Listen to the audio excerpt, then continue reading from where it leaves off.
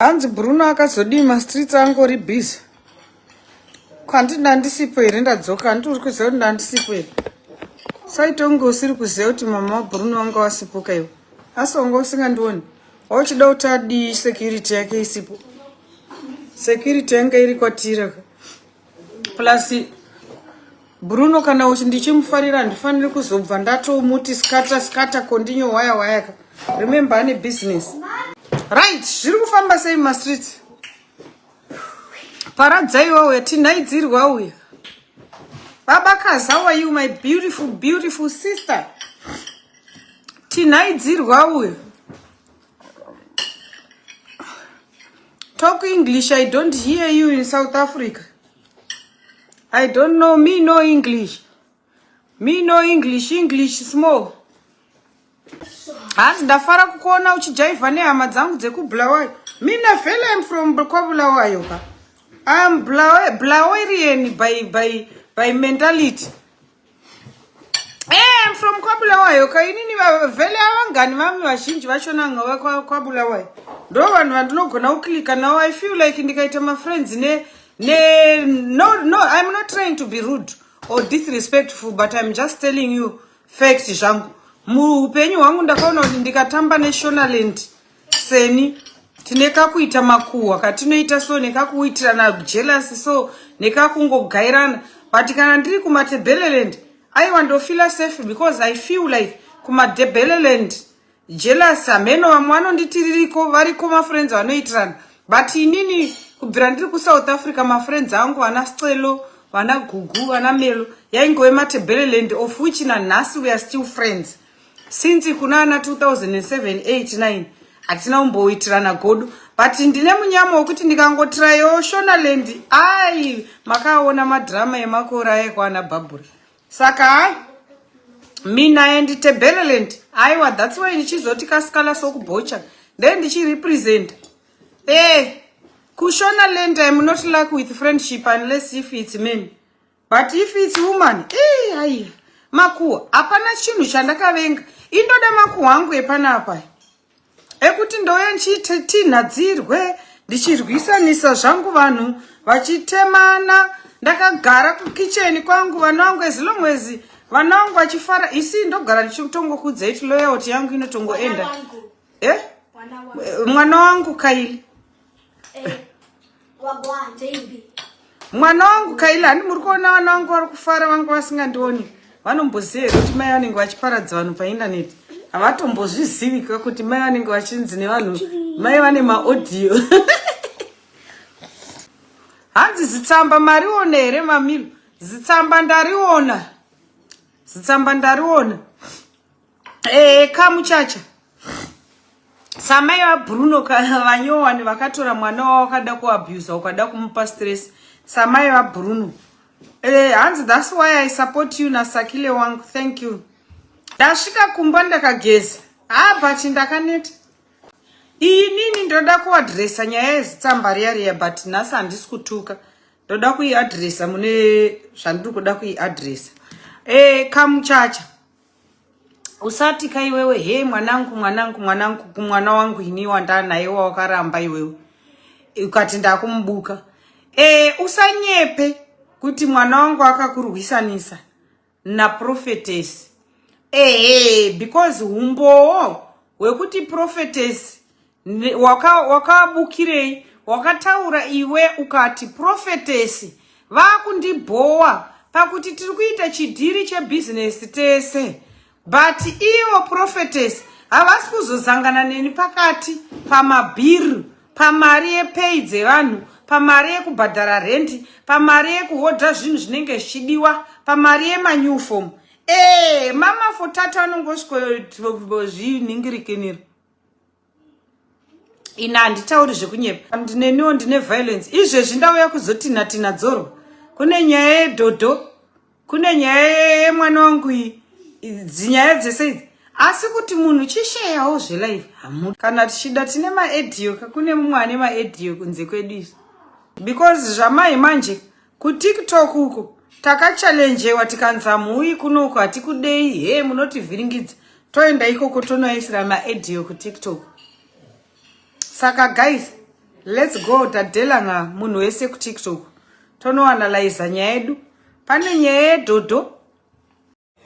Alright, isapasa. Dzimwe dzacho dziri upi? Chibe zvibva zvangoenda ku Highlands Police uko. Ngazviuye. Baba ungadziuye we. Ngadziuye.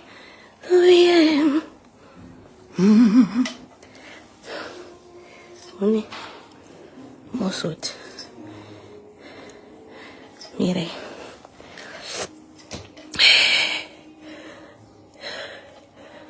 Apo ndope madhodika.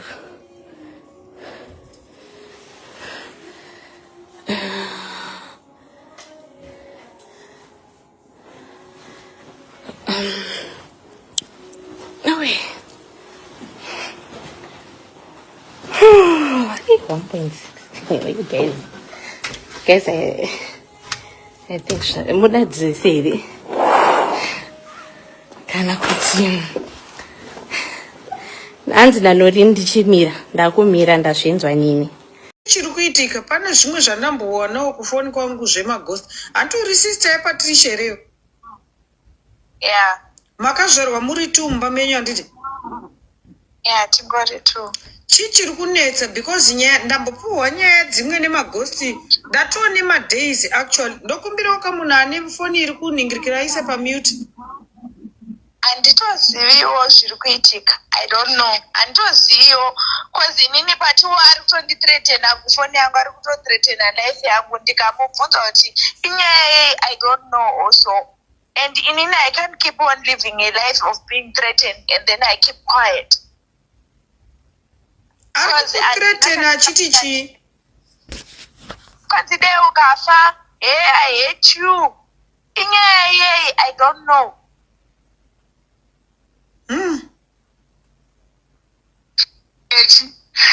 Zvingava zviri zvechiroprista kandiroreverera chii. I'm sorry, I will never, because the moment ndichazobudisa zvinhu zvese kana kuti ndikataura izvozvo ndiregererewo mwana wamai vangu. Prista kana kuri kuti adini she can do whatever she wants to do. My life here delusional. You live in your own world. I'm sorry, I'm saying it, pane vanhu vakawanda. Iwo I don't know if it's mentally, maybe you are mentally unstable or what, but you are delusional. Unorarama life in your own world. You tell yourself, this is what is happening.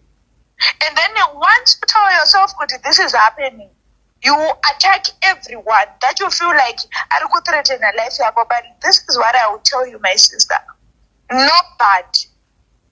I will shamisiri, or I will say kuti une life yekuti unoshamisira kana kuti chiye kuti vanhu vangakuranga kana kuti kuita sei. Whatever that is going on, it's you. It's on you. Don't bring me into this shit of yours. Because in a Facebook, you will never see me calling anybody. Even Facebook yangu unayo mfoni mako, you will never see me dishtora ni vanhu pa Facebook. Because I don't want that. I love my life private as it is. But it's you that is going outside. Uchitaura family things. Uchitaura whatever that is. Unofila kuti ndo zviri kuitika mlele. Ndakakubata ipapo msikana. No, listen. Ndakakubata ipapo msikana. Mira. Shingi aita live akati wakamukontakta. Shingi wakamufonera. Utaura nezvako kuti Shingi we right. Ndataura naye, but ndichataura naye because we are Beni, ukaenda kuna Sandi nasanga newe. Watanga newe nasi. Iwe unoza chi? Keti. Yes. Sandi.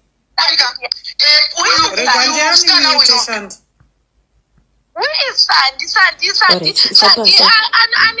Dzimwe dzacho dziri chibe zvibva zvangoenda ku Highlands Police. Wakafonera Shingi. What is happening? Baba And then one was who thought this is what is happening. Shingi palaiti kuti wamufonera. Shingi wamufonera Shingi ukatipatisha. Hapana yope hatukuda. Uchida signature yangu. I'm willing to do that. Because you are sounding bitter right now. Please. Yeah, I'm bitter because you are attacking me for why I threatened you.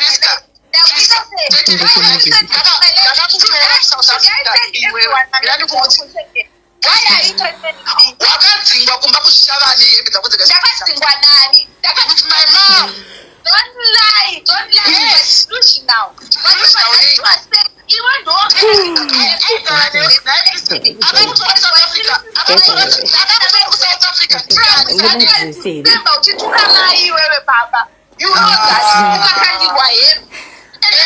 Angela Lorinzi Chimira, ndakumira ndazvinza nyaya. Be real with yourself. I'm real.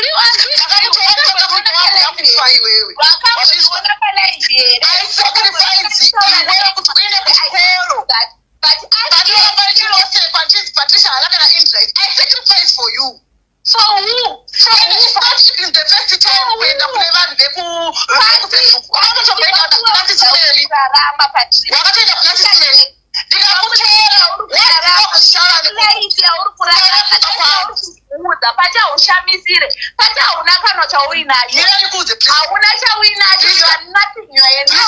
you are making a mistake. No, I'm not making any mistake. What are you gonna do?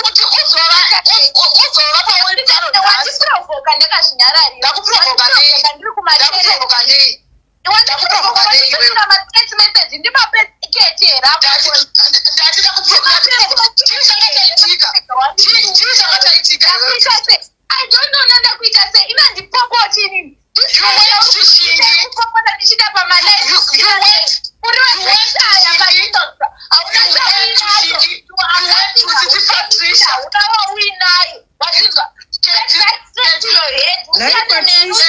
Yes.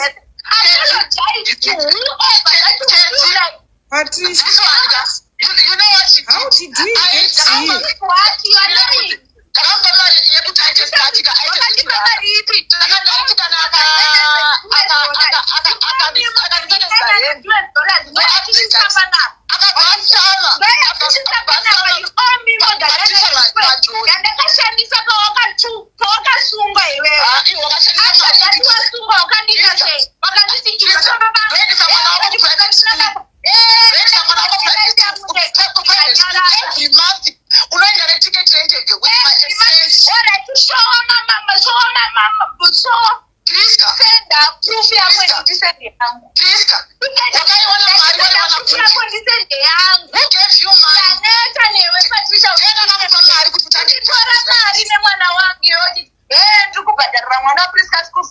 You paid $100 I have been paying my son's school fees. I have been paying my son everything.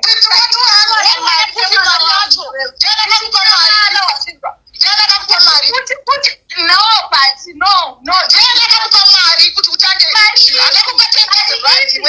Mari ipi Patricia, Mari ipi.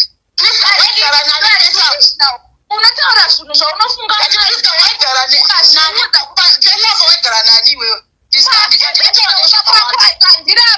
ndagara kumba kwako Patricia ukasungwa iwewe ukasungwa careful pamberi pavana ndizivavangani auaaiipamalaife handitechani nevanhu but kutokuipamalaife panapo I'm bitter.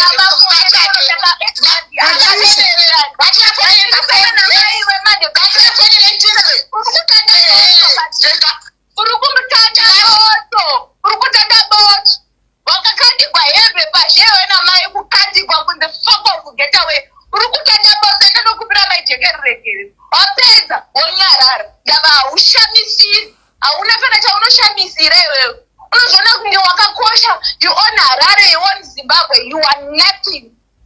You are nothing.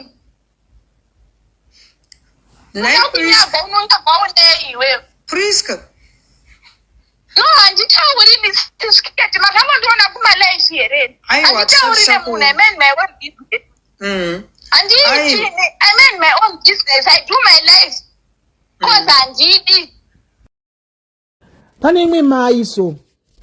Handi yachiri kundana chiniti Owen. Pane vane mai vanonzi Swagalite. Mai Budit sisi sekuru vane ndebvu vane zvinhu zviviri. So iwe mukadzi wewe unofunga kuti ndikanyarara ndapusa. Ndati iwe mukadzi wewe unofunga kuti ndikanyarara ndapusa. Handidi kutaurira zvakawanda. But you are pushing me. Ndiri kushamisika uchitaura kuti izvoni Patricia ndiye ari obsessed. You are actually obsessed with me because ndakaramba kujoina chikauti chako. Ndakaramba kuti undiitise. Nditaure kuti munhu anorwadziwa muno umwe ndiani.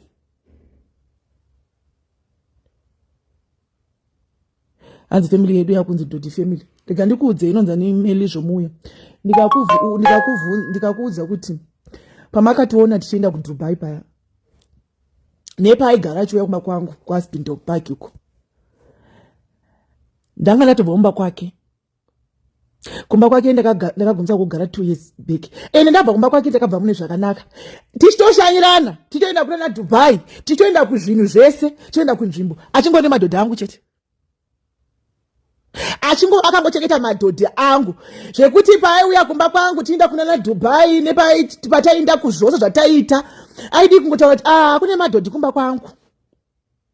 Because it's not like pataka kumba kwake zvitasingataurani. Takatotaurirana ndikatotogara kumba kwangu titoshanirana.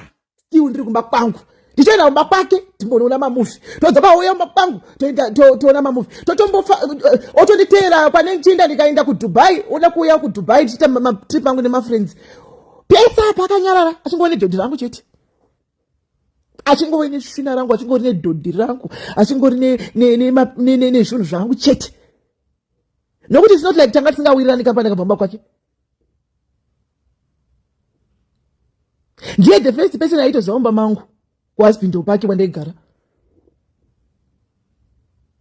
Pesa pachingori nawo kungoti Sawira wasiya madhodhi machi. It's not like tanga tisingataudzani kaini. Ipapo ndakabvamba kwake. Ndoda kuti vanhu mushandise common sense. Asi kuti maZimbabweans munhu akaita sekuti ane mari nemunhu asina mari anonzi ari wrong. Mariu followers angu asiri pasi pemuti, asiri anoenda mhepo aya, asiri madhodhi aya anoenda kwaenda mhepo anonyatsoziva chokwadi about me and everything that is going on. And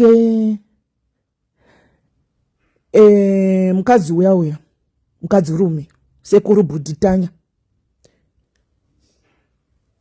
obsession ndiye munhu wanototi ane obsession kwandiri manje. Because regai ndikuudzei kubvira kushamwari yake yari kuti best yacho yonoti best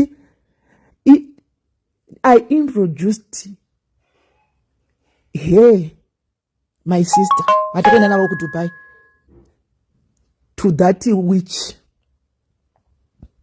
Ndini ndakatomuintroduce. Vanga vasingatomboziyani zvamuchosi. Ini ndakatomona pataironga enda kuDubai, ndakatomona atongova paairport. Hanzi ndachida kukusurprise andiite sekuDubai. Ndikati it's okay. Ndasvika ndanomuintroduce kuna sisi vangu vanogara Australia uko. Vaakuti best vanenge achiposta vese vane mazizamu Sango tose tine mazizamo ndikamuintroduce ava ndisisi vangu nice to meet you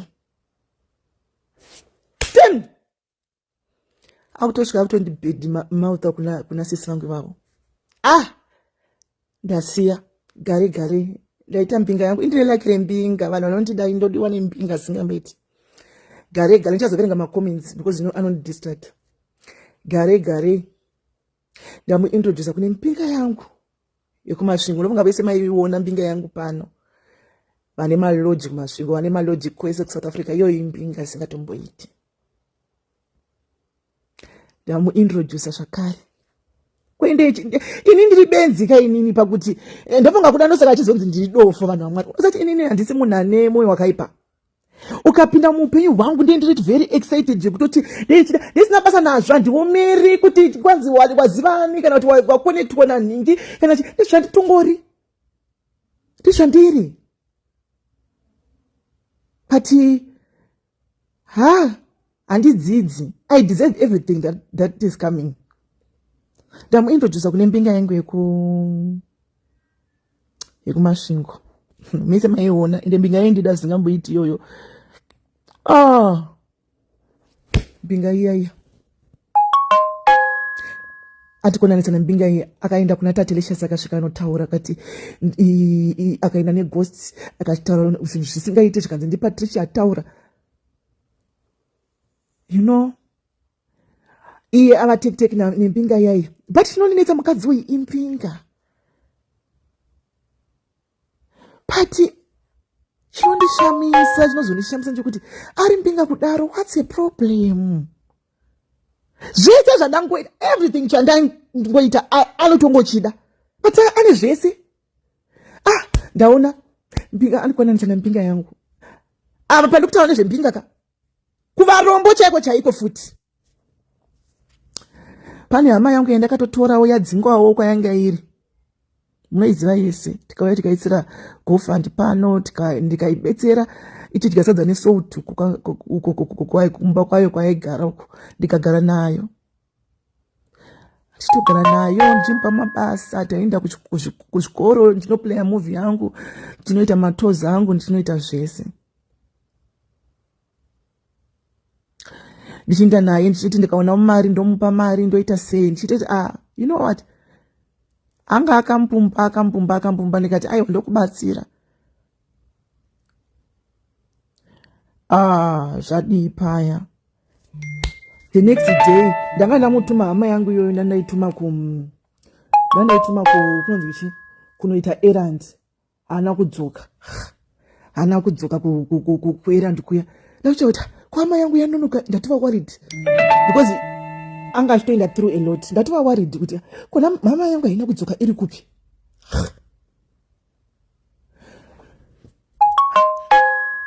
haana kudzoka zuva iroro mangwana acho haana kudzoka then kusvikira mangwana ndobva ndabirwa foni nelaptop pamba pangu nditori kumapurisa bva ndafonera hama yangu iyoyi iri kuita zvese izvi ndaifonera ndikati ndabirwa kubackground ndakutonzwa uyu vamwe wosisi bhutisi vari kutotaura kubackground ndikati izvo ko munhu uyu ari kumba kwenyu zvikanzi ari kumba akutogara kunoku ini izvo handina kana kutukana naye munhu iyeye handina kana kuita taitobatsirana ndobva amutora akugara naye ndikati it's fine wava munhu wechi3 tagara ndine mbinga yangu iri kuAmerica because iye aimeka sure kuti ndamuintroduce kune munhu wese indasingaoneri ndasingatombooneri ini ndikada munhu oita usebenzi handina kupana ndikada munhu ndosingachizonzi ndiri dofu ndikada munhu ndiri dzubhurandi chairo so ndakabva ndakunatsotaura zviri calm ndinokakamira musatora advantage yekuti handi kutaura ndakatsamwa handitaura ndakaita sei handika kune vane nzeve vanenge vane nzeve vanonzwa vachafamba neside ravo handisi kutaura zvakatowanda because ndotomunzwira tsitsi andochiziva kuti ndosaka ari kundinetsa achida zvinhu zvese izvi ari kuenda kune munhu wese do you know kuti this woman kana totaura nevanhu vanopenga njere aiwa ndingataura kuti kudini pandaiwirirana naye remember aizvitira aimbozvitira kuna kamuchacha mukuzviziva zvaari kutongoita. Ane obsession yekuti kana akaita obsession nechunhuka iye chaanongoda, asi kamuchacha wakazvigona. Kamuchacha akazvigona akauya akaisa ake apologies ndezvaanongoda.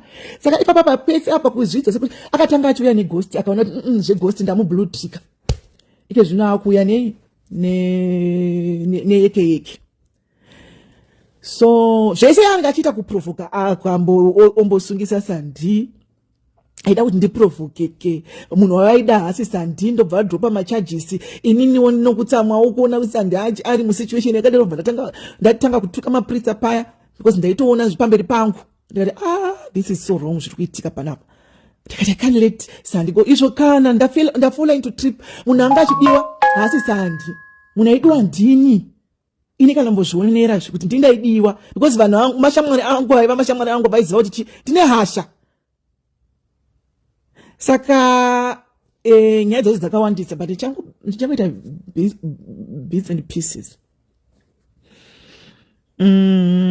This lady ndogona kudescribe Saniko chingoti kana vanhu vachipiwa mari kana kuti vanhu vachiona munhu ane mari vanenge vachitofunga ndogona kumudescribe semunhu akaita sei, munhu anopenga akaita siko.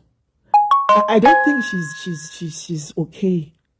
Iye ndiye anotorwara njeri because the things that she do, like dude, tina Auntie Zozo, tina Napokilo, tina na Ani vanenge vari kuna na Instagram vane mari they wakabona. Do you know she doesn't mind to spend even kana mari just to make someone go down. Indiri mwana wezano PF. Iwe unototi uri musangano. But why are you fighting me?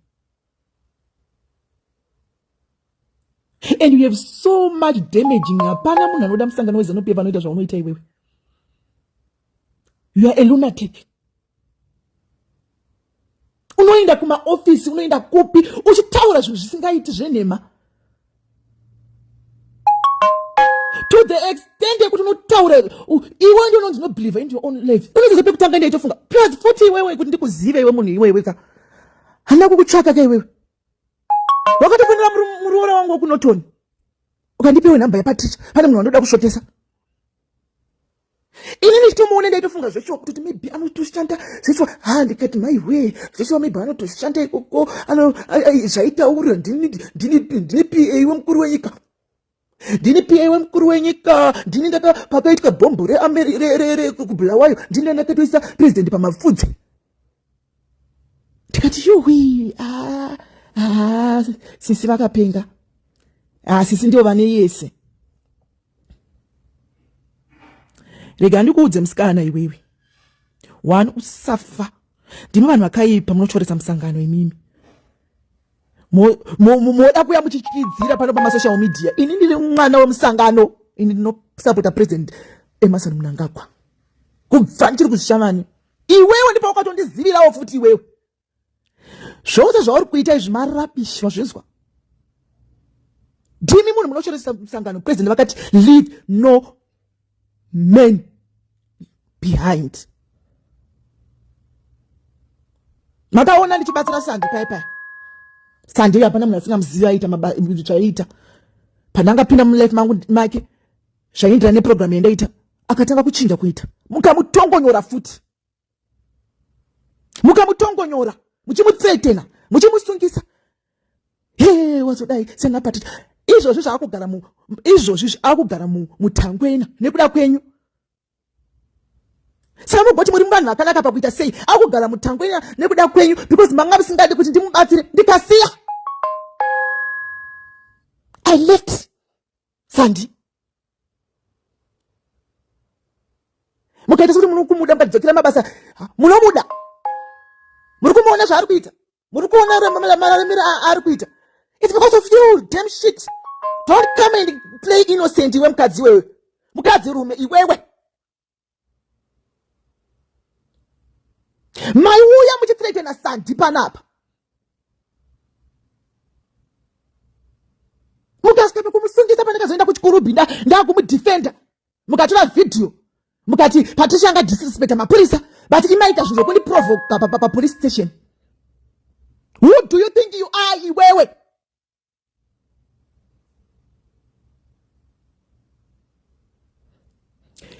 Inini wacho asina mari but ndaya ndine ma good intentions.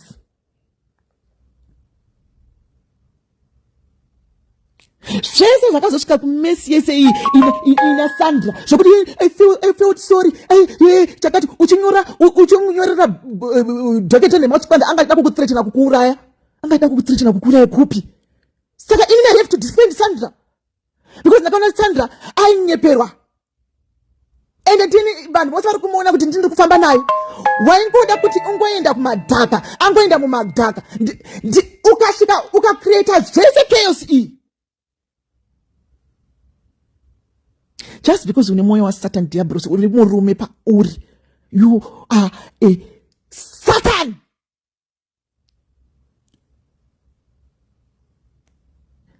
Kana iwe wakasvika pakutobatira murume wako gunshot kuti akuroore, murume wako aikudai?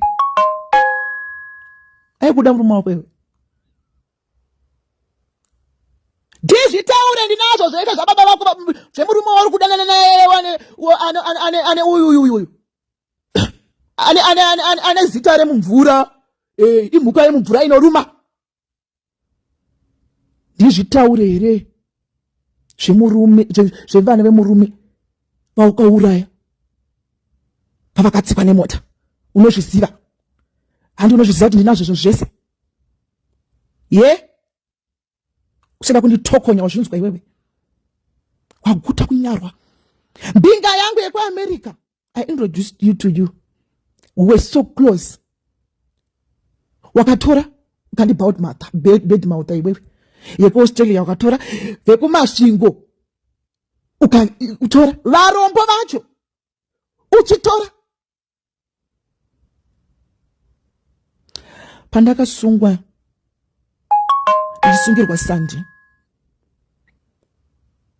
Pandakasunga ndichisungirwa Sandi, wakauya uchiti ndaita extortion. Ukaenda kune vanhu uchifamba uchienda, makasvika pane kumwe mwasvika makadzingwa sembwa. Ndivamwe anti vangu so vandinoda. Shout out to my auntie. Maenda muchiti kwanzi itai kuti Patricia asungwe akakuextortai. Mabva ipapo wakaita sei iwe mukadzi iwe? Wabva ipapo wakaita sei? Ugotsvaga this uchida kuti hanzi Patricia anzi akaipa. But inini nyaya ndakasungirwa yange isiri cyberbullying because I never even once pandakauya pano palive kana pano pasocial media chitaura nezvako. The only day randakambotaura nezvako muchibhende ndeo mushure mekunge waenda kuna boss wangu.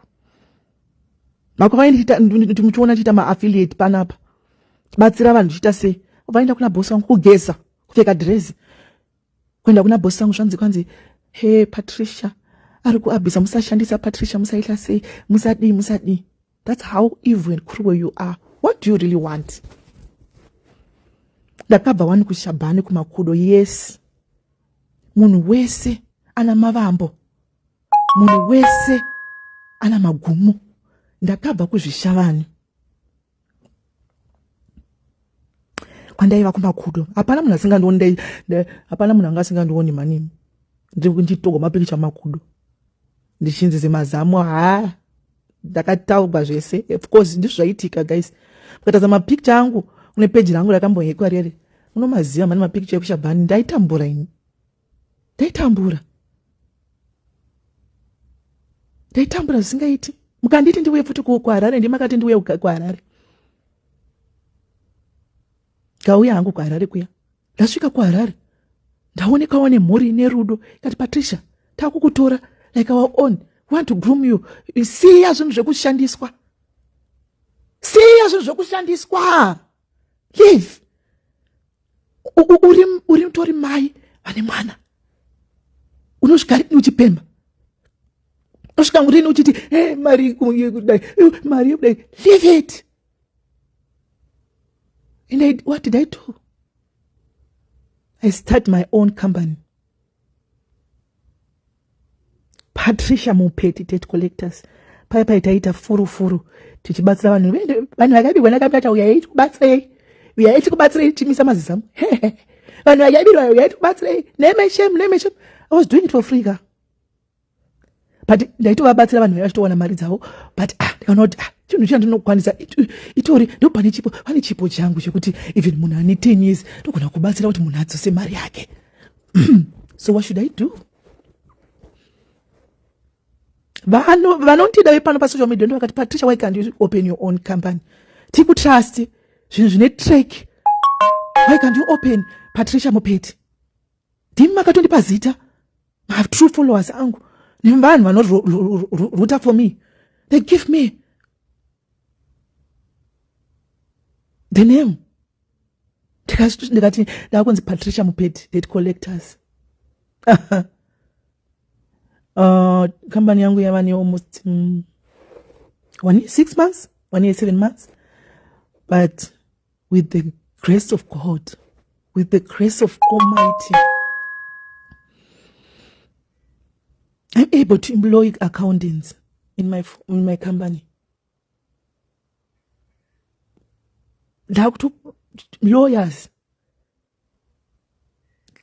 vamwe ma-debt collectors yangu. Ndakatanga ndichiadvertisa company yangu but vanhu vanondiadvertisa vega. Tinotenda Mwari. Imimi mese mamuri vanasisi vangu. You are my sisters. So it means automatically kuti maida kungondoona ndiri wekungokumbira. Ndiri wekungopema. Ndiri wekungonzi Patricia. Ndimi vanhu vefana kutofara. Patricia, you are doing something. No for redu really. Kana chimanager kuita debt collection company. No for redu rawani rwanyasha. No for redu rakuita upinda uma office atanga singasifungiri kuti tichapinda. No for redu rakwanisa kubatsira vamwe vanhu. The people they go, I am the voice of the voiceless. My name is Patricia. My name is Patricia. I am the voice of the voice. She's not Madam Kati. But you know the voice of the voiceless. Kuti ndokona kutongosvikawo kumwe kuno kutosvika ndoti pedwe. Ndokumbira hozve ndina hama yangu iri kutamburei. Tumbura muibatsirewo. Pedwe. Pane nyaya yakadaiwo iri kuitika. Tikumbira ukamubatsira.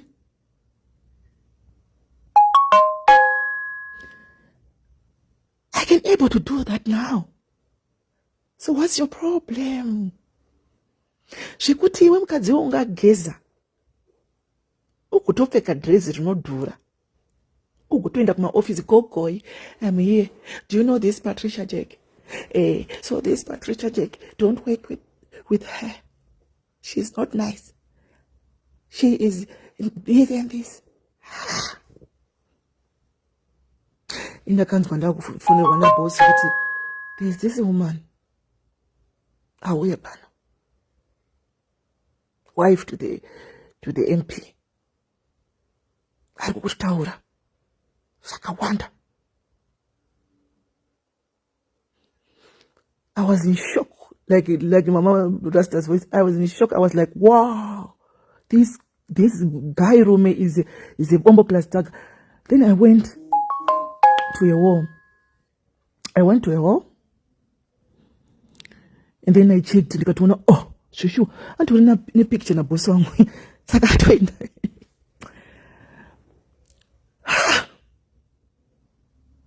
To think that this woman, she was my role model. I used to love her so much. Like, Tikati, are you for real? She did that?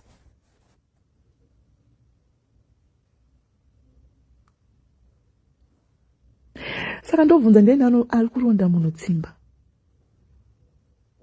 Who ari kuronda munhu tsimba?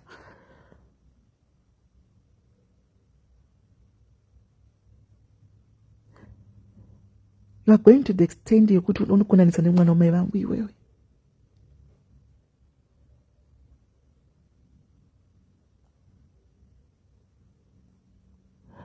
You are so desperate yokuti you call my parents. Pakandi uyu paipe pacho pandakasungwa nepolice, ndakasungwa nestate. Ndatoka mapurisa. Do you know she called my parents? And she said, ipapa pandomukana wenyu Patricia zvasungwa kudai. Itai kuti aende kungoma huru. She's not mentally okay. So, anomaza kuti ukasungwa uchinzi kungoma huru uri under police unopiwa kana 3 months kana 6 months uri ikoko gore rose uchinzi enda kungoma huru. They were doing everything zvinondiita kuti ndiite crazy. Dabuda mujere as if it's not enough. Do you know what she did? She went as far as attacking my 11-year-old boy. And my young sister, wacho. Name face with my young sister. Akatenga vanhu pama flats. Panegara. Akatenga vanhu. Zvekuti vamwe vanhu ndisingatozivi uonzi. Patricia wavhurirwa dhoketi hanzi warova munhu. Patricia wavhurirwa dhoketi wanzi waita sei. Vana vaya vatugwa nepolisi hanzi vaiti muwiti. I lost it. Tichitukana tiri toga takadaide handina problem. But the moment when she started involving my family members, reading, I lost it. Ndikama overdose a tablets. Ndandiri kumba kweshamwari yangu ndikati handidi kumwira pamba ndeti pamba pachimwari ndoti ndatotorwa because it was too much for me. Ndobva ndati ndakamwa shamwari yangu yakazviona kuti ndamwa mapiritsi asi ndichandakaita ndakangu dziri kumanguva iko dziri kumaaround 9 ndakangotora maadgodo ose anga aripo ndikamwa ndikati handingapi ngozi shamwari yangu handingafiri ndiri mumba meshamwari yangu ndikabuda ndikamhanya ndikati aiwa ndizvo ari kuda kuti ndife because kana ataka vana vangu ataka vana ndikamhanya ndikaenda kusango uko ndokwanakati kana vachindiona vanhu ndafa vanondiona ndakafira pano handizivi kuti shamwari yangu yakandiona vakandiona sei nemasecurity epamapremises ake. Paipa ndanatoenda ndasvika kuchipatara ndakuti ndimbokuudzaini zvemukadzi uyu kudzinyiwa nayo. Ndasvika kuchipatara ina handitozomboziva chicheki chakaitika. Ndasvika kuchipatara kuye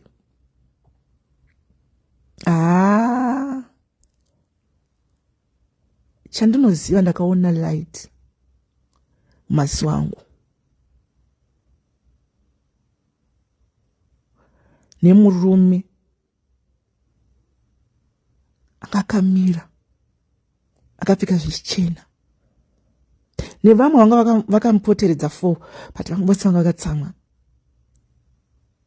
vazvikanzi saka iwewe unobhilivha mandiri ndakundikana here zvekuti wasvika pakuda kutora upenyu hwako saka zvawasiya usina kupedzisa wazviitirei.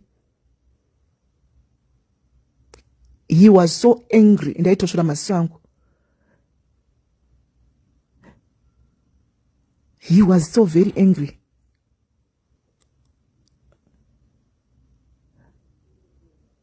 Ndo kuchiti pepu but madoctor ndandatodeclarewa dead because vakatozama kundisa chachimeshinjo tititi chava 00 ndanga singarespondi to anything. Kudzoka kwandiri kutaura nemi indoti inyasha.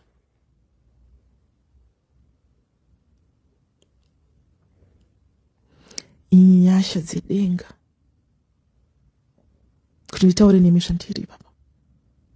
Zvechiwa mupeta akapetwa ndanda atoti kana zvakubatawo vana vangu nevaningina vangu and everyone. Why am I still living?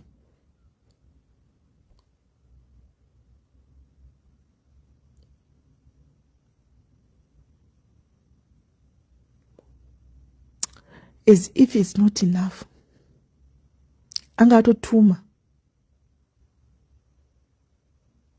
kuti kuchipatara iko on my deathbed endai motora information anga atoudzwa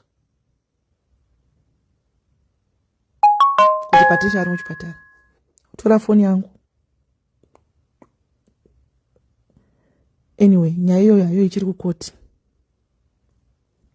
But inyasha dzedenga. So mukadzi uyu she is trying so hard to get my attention. And all along, anoda kuita socialite. But naiwe, unoziva here kuti ndine zvinhu zvakawanda zvako. Unozviziva wani naiwe mukadzi we.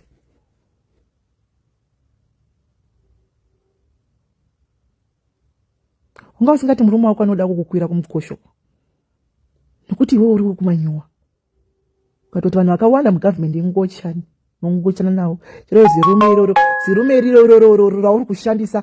Asi kushandisa murume wake. Kari kushandisa rumwe zirume so tarifumura zvaro kumukadzi waro. Iro zimurume iroro anoshandisa iriri rine zita remumvura. Varimo muhurumende medu ivavo. Rine zita remumvura rinoruma.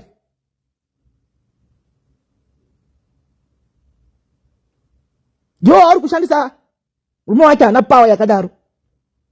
And ari kuthreaten after zirume iroro. I have all your information iwe mukadzi wewe.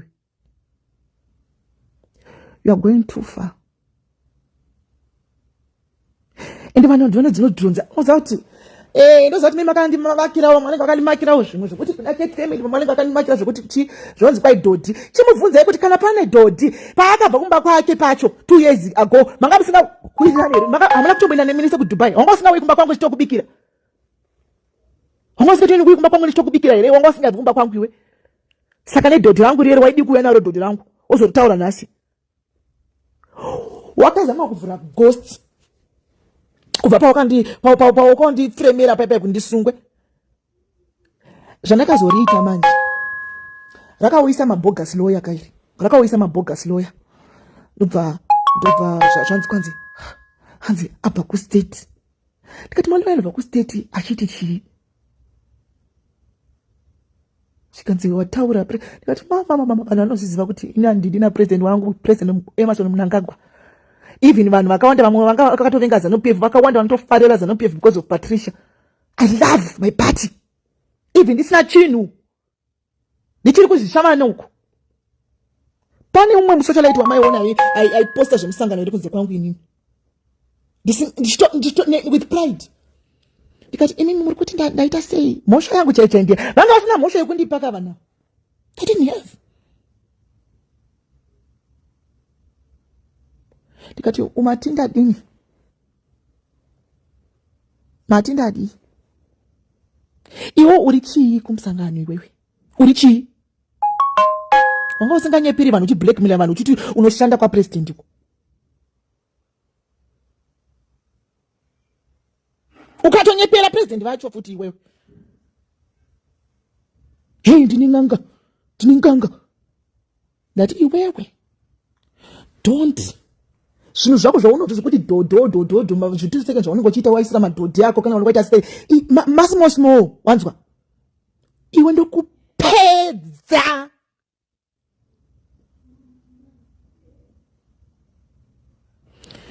iwe uri mukadzi wechi11 million mukadzi wekutanga makambomuha achitaura pane chimwe chakaurayira mwana chacho chawakaurayira mwana chacho chakanaka unongati murume wewe ungati anoda transgender rakamutendekera nepfuti richitingwa rikada muchuda pamabhora kuti ndiroore wakaroora murume at gun point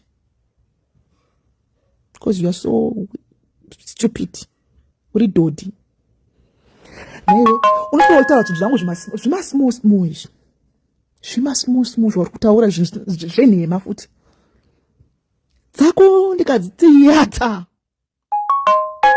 unopamira iwe unopamira here ndiri kukunopa gulezi vako gulezi not vekumurume uyu wauri kuhura naye izvozvizvi futi unohura nemukomana wewe cricket tatenda anonzi ane uyu cricket ipapo waitohura ndichitotamba newe futi uchiti wakambodana naye uchiri kuzebc waitohura naye futi tinokwirana naye hauri naiwe avava iwe handisi kunopa vakadzi vako biyako zvava ndiri kunopa uyu recent hakuna recent uyu uyu uri kumuziya ndiwo handiri kunopa zvese nepamaisanganirana pamainokwirana. Don't dare hauna kusangana namadam boss paairport here iwewe yekudubai vakakuchemera vakakuudza like a sister wakaita sei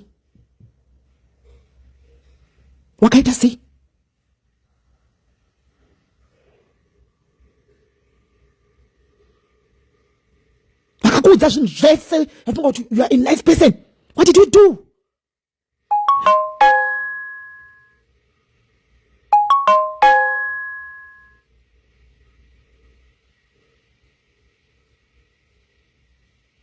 Ndiwe nakukonzeresa kuti madam boss vandivengewe uchakuvharidzira nyaya dzako because paukaenda kwabosi vangu ndakakuudza kuti ndakuchiudza manje madam boss zvinhu zvese zvawaitaura ndikatombo vati chipenga vakatobvuma kuti ndizvo zvecho ndakamuudza. Don't start me.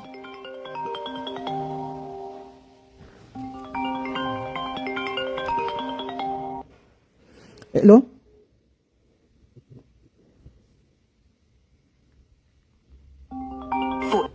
Hello? Mira handisi kukata handi ari kuzvida kuti akangwara chinge chiwe chitaurira nenzwi repasi chitaurira nenzwi repasi ani mata yako steke haya chitaurira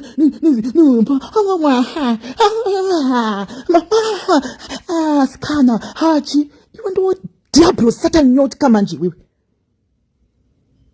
What do you want? All right, fine. She came on TikTok. In fact, she came on TikTok. Tatiri munhu wese anga ari ku TikTok. Tipa live. The reason why akagifta vanhu vese aiziva ndiripo vakati paticha vanhu vangoti you know what? Maybe it's the right time yekuti ndiitise. Morgan ngokutaura naye. Vandati mai